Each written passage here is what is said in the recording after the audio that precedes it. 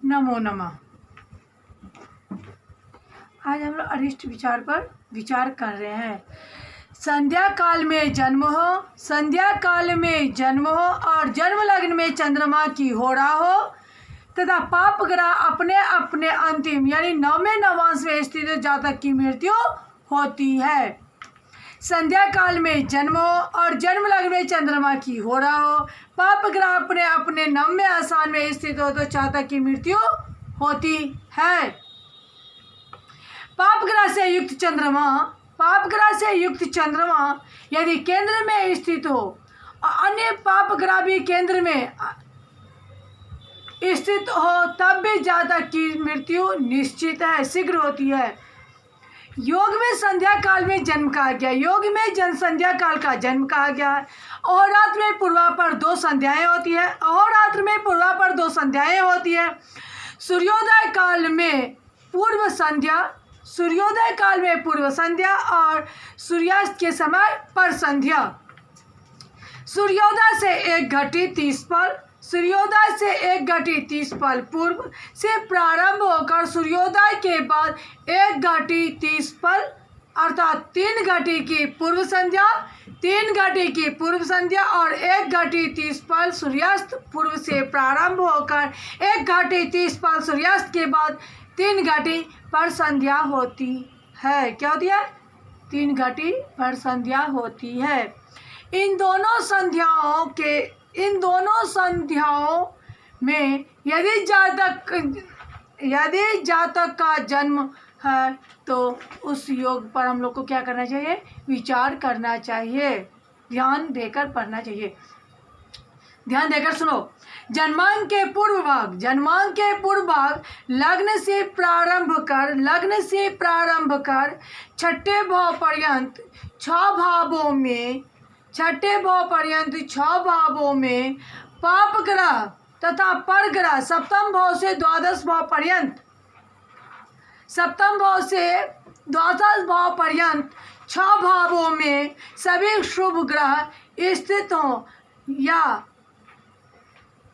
कर्क या वृश्चिक लग्न हो तो जातक के लिए अरिष्ट कारक होता है। क्या होता है? जातक के लिए अरिष्ट कारक होता है।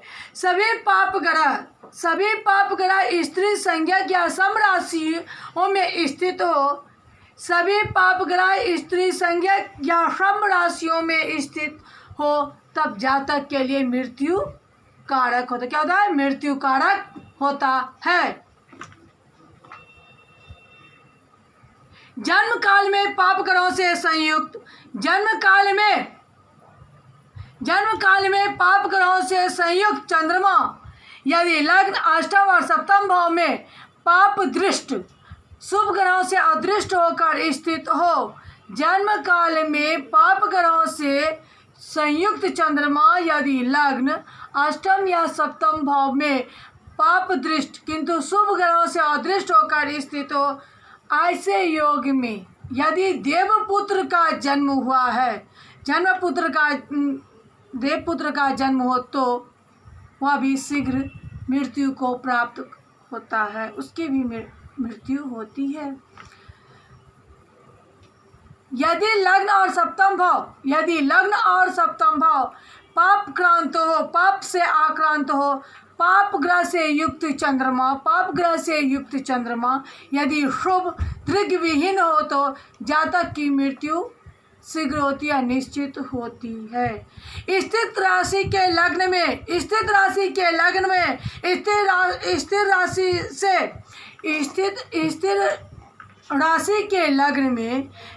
राशि से युक्त 2 पाप ग्रह स्थित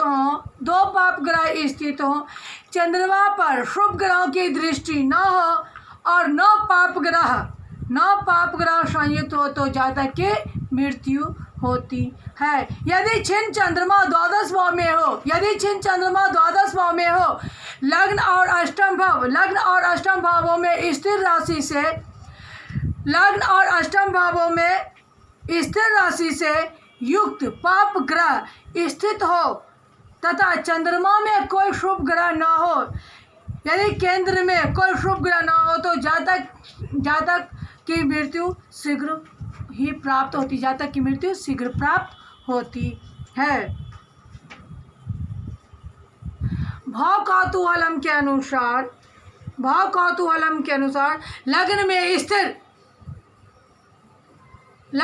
स्थिर राशि से युक्त 2 पाप ग्रहों के होने की बात कही गई है।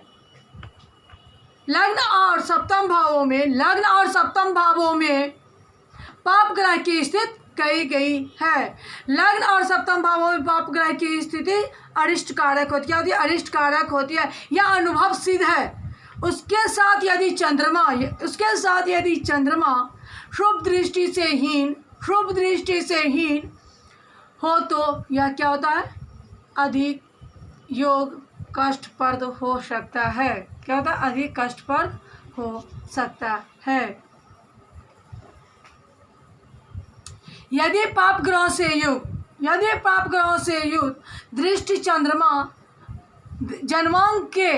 जन्मांक के छठे 8वें भाव में स्थित है तो जातक की सद्य मृत्यु होती। यदि शुभ